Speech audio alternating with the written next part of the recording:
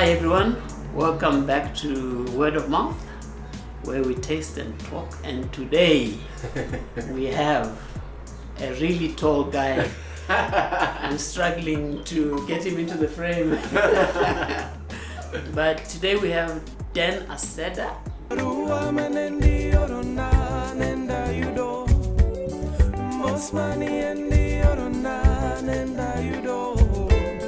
Prince of Benga. Yes.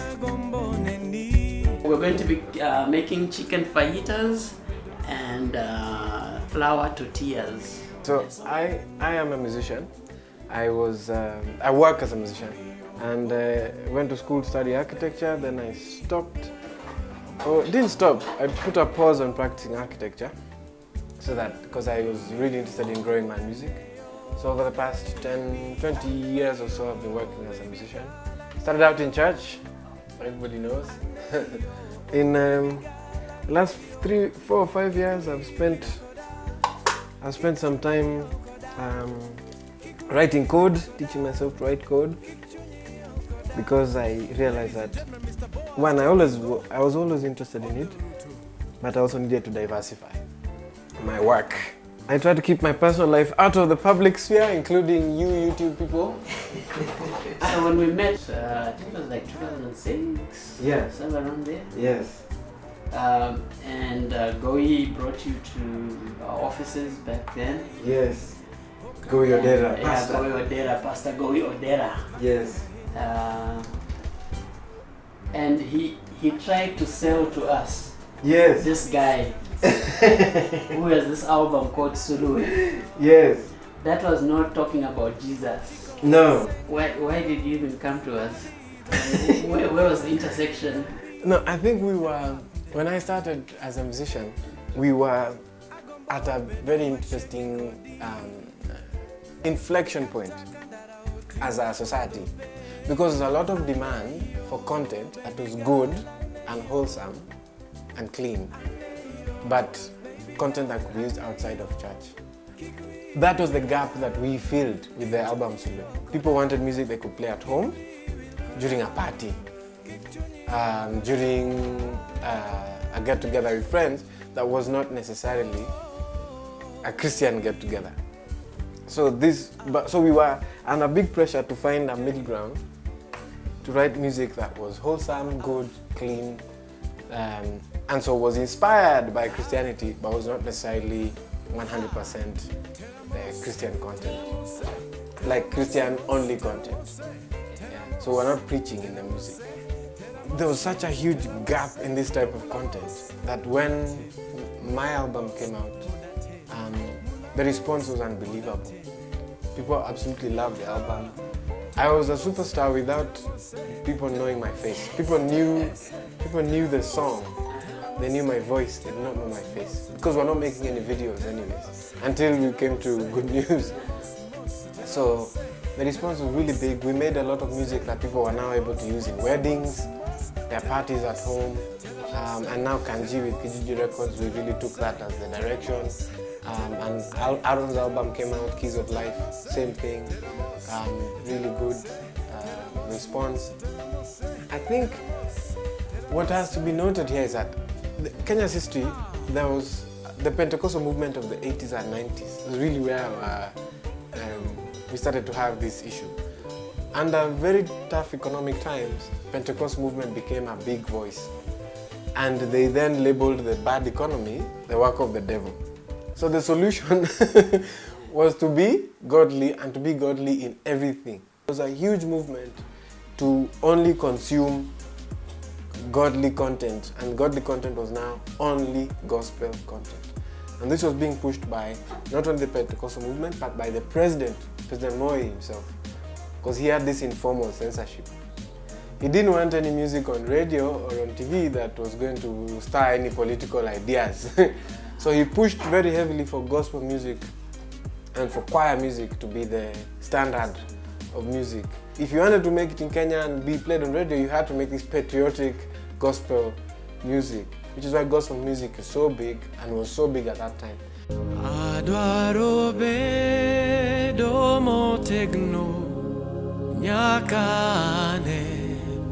ormai polo emomio podalami rotinga malomo loyo baba rotinga malomo ndachum kaiewe cheni duto metingama lomo loyo abed kapa koin pile rodwa rotingama lomo nachu kaiewe cheni duto metingama lomo loyo abed kapa koin pile.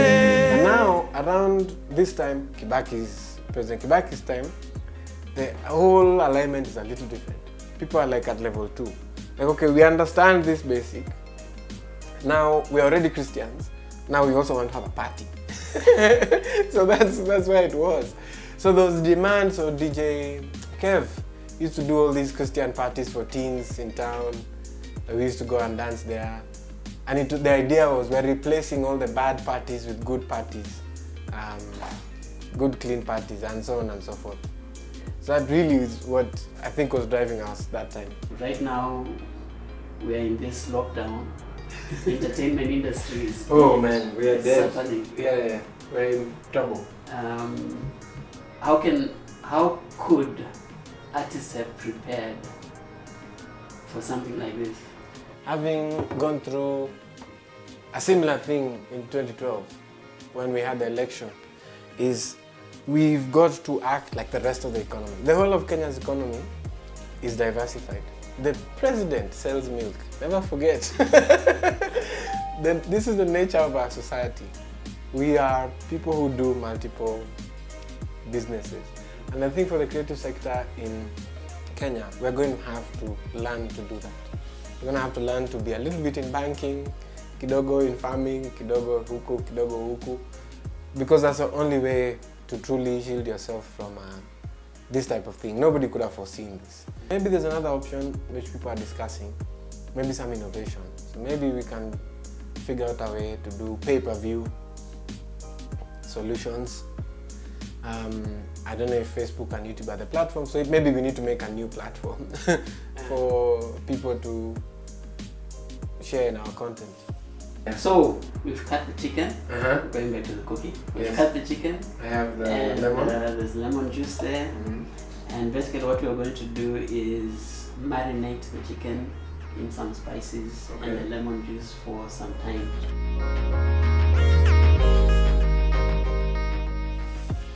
Kenya is 80% Christian. Yeah. But as the common saying these days, if you talk about ground juice. Why is there disconnect? I mean, you know, I've always felt as though sometimes our Christianity, especially early 2000s till now, has been mainly Christianity that's in church. We're not really practicing Christianity outside of church. So, and what I mean by that is that in the 80s, 90s, the church was very involved in the society in general. That's when they were building all the schools, that's when they were building all the hospitals, they were interested in people's well-being, you know, all around, and there's a lot of work that the church was doing in society. But in the early 2000s, all the schools had been built. So I don't think they didn't know what else to do. And so church really retreated into itself. So I feel as though because of that, there's less impact of church on politics. So the impact of church, in my opinion, has been on a downward curve. Church is now impacting itself. It's become insular. You talk about things inside church on Sunday, and then you come out of church and go and live real life. So even though people are talking about being Christians, they're Christians for those 2 hours that they're in church. Is what I feel.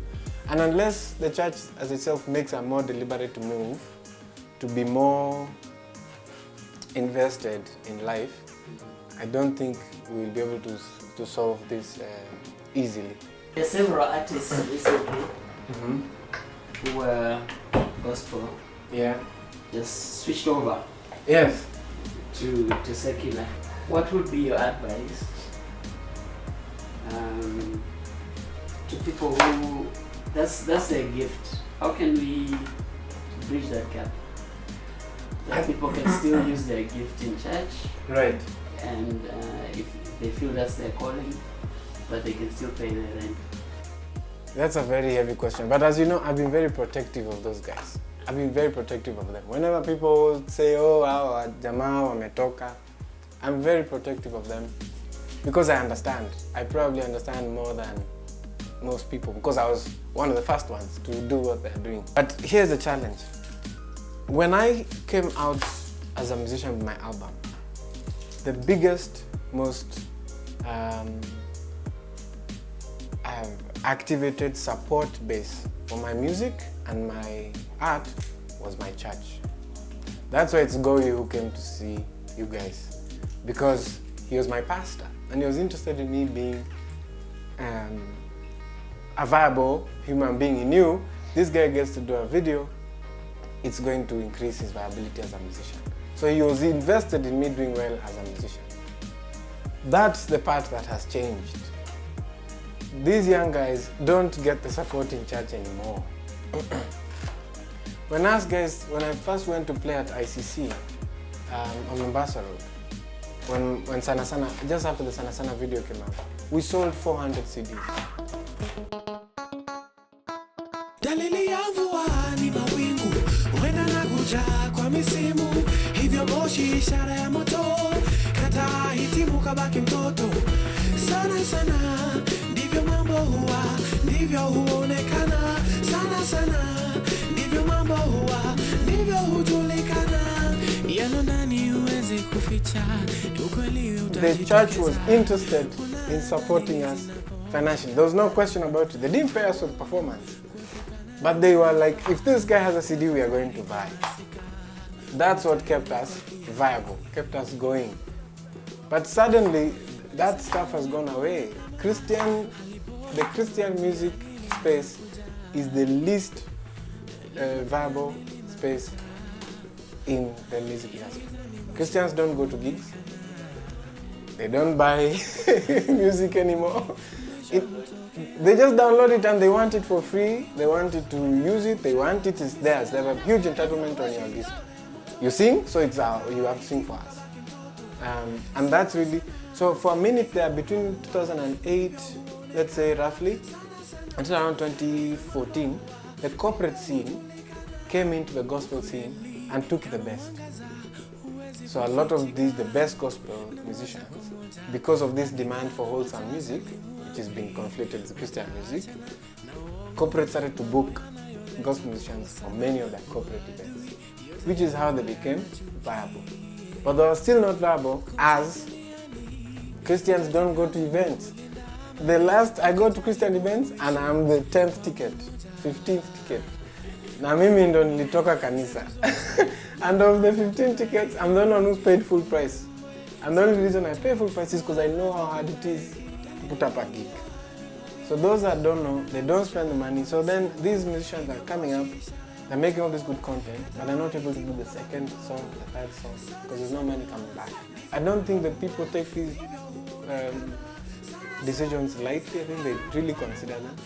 But as Christians, we're going to have to improve our game. Just attending gigs, for instance, for me, it's like a really important part, because that's the most direct revenue. You know, when you buy a song, we have to split it.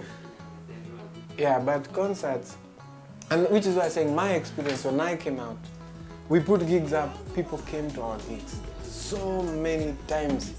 We used to have a gig at Visions Plaza on Mombasa Road in 2008.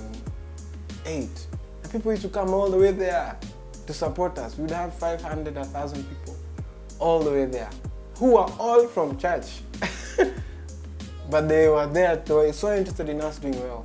They were spending their money, which is what kept us viable to be able to sing on Sunday because you've paid rent.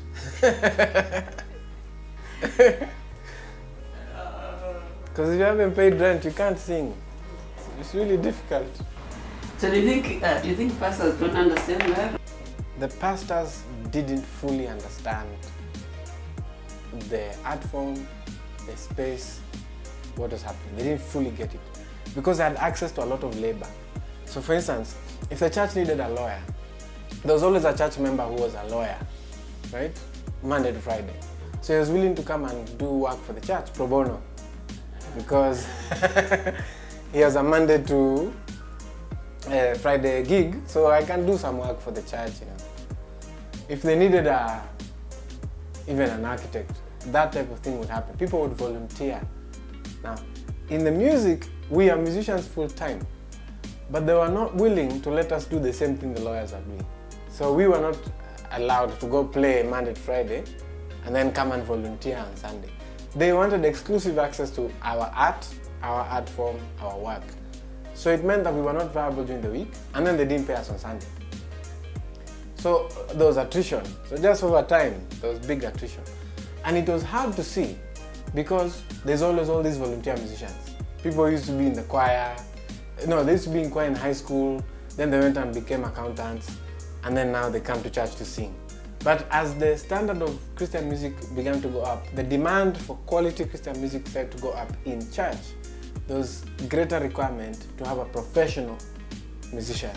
Sometimes I run, sometimes I fall, sometimes me up, sometimes me down, but every time where I look to you. Sometimes I fail, sometimes I pass, at times I'm lost, but I find my way, 'cause every time, oh yeah, I look to you. When I left church, they improved. They began to pay the musicians. So they had one professional musician. This would be the music director. So he was a full-time paid guy. Then he would now draw from the amateurs. So there was like this idea that if you have one professional, he can help the amateurs be good.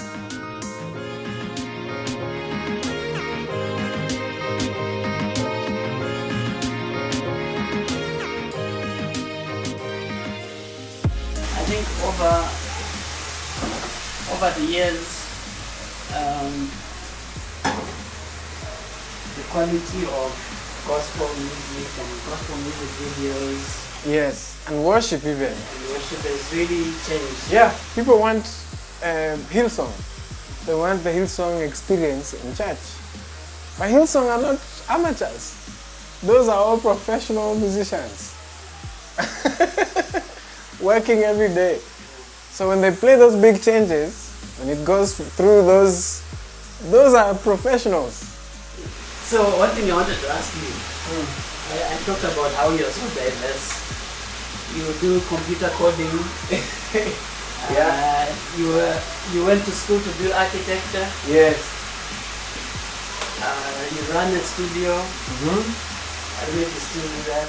I do. It's Corona is finishing us, but we're still there. We're there. So you do all these things. Maybe the first question, what came first?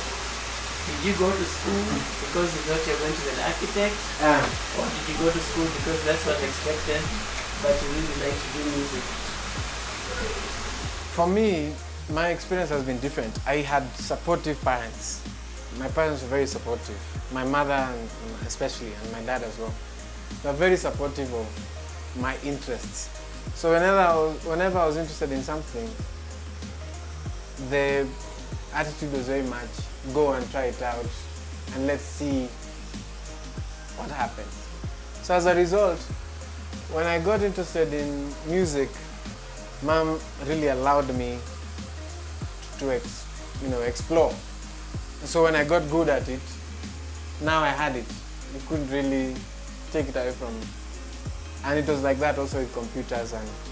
And one thing that I have to say about church, that's my sincere belief about church. Church is the best mentorship space for musicians in the world.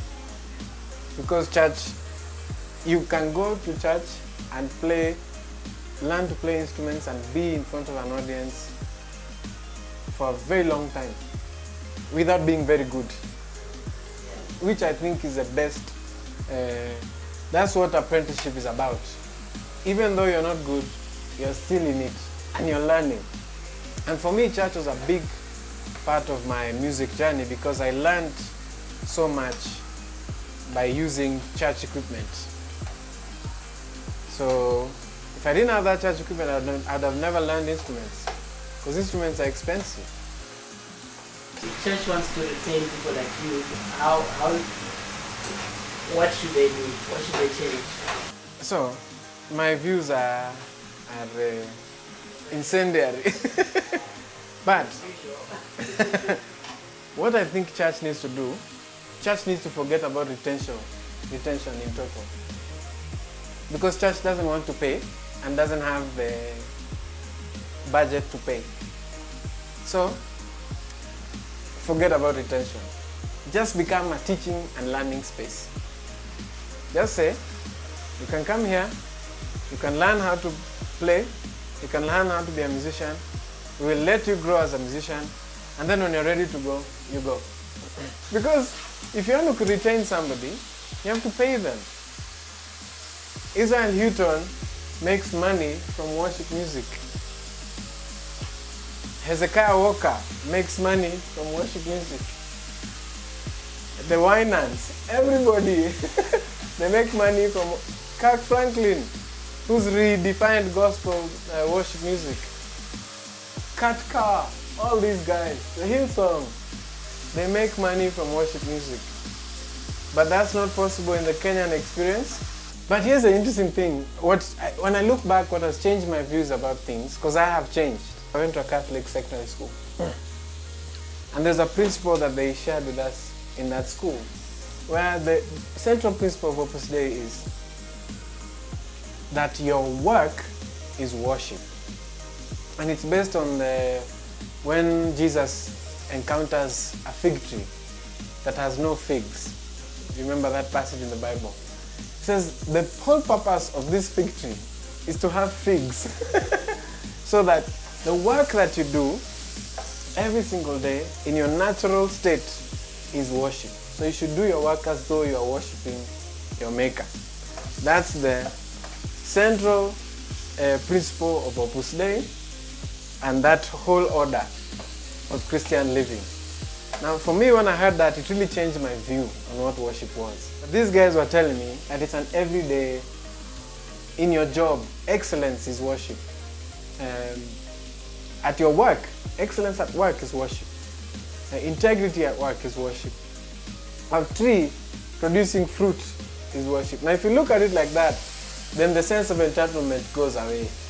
Because then you say, our cleaner in this church, who cleans our church, is worshiping God by what they are doing. So it's not necessarily our superstar worship leader. And it makes sense to me. Because if where you are as a teacher, if you consider teaching as an act of worship, then your attitude to it, your commitment is different. Option 2, open the wallets and pay the musicians. They will not leave.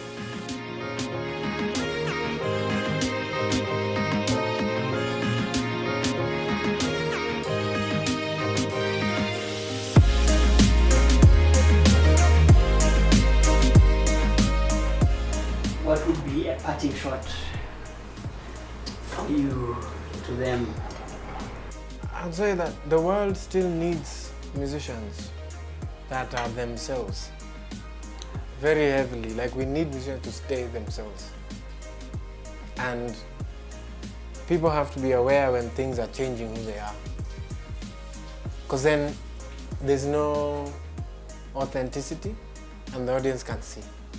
And finally, the thing that I care the most about when it comes to musicians, young and old, is self-care.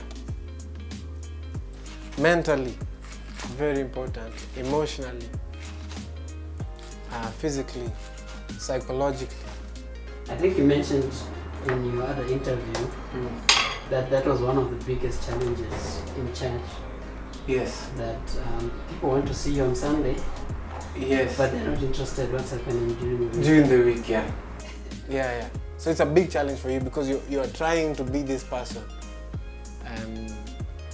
but you're also struggling,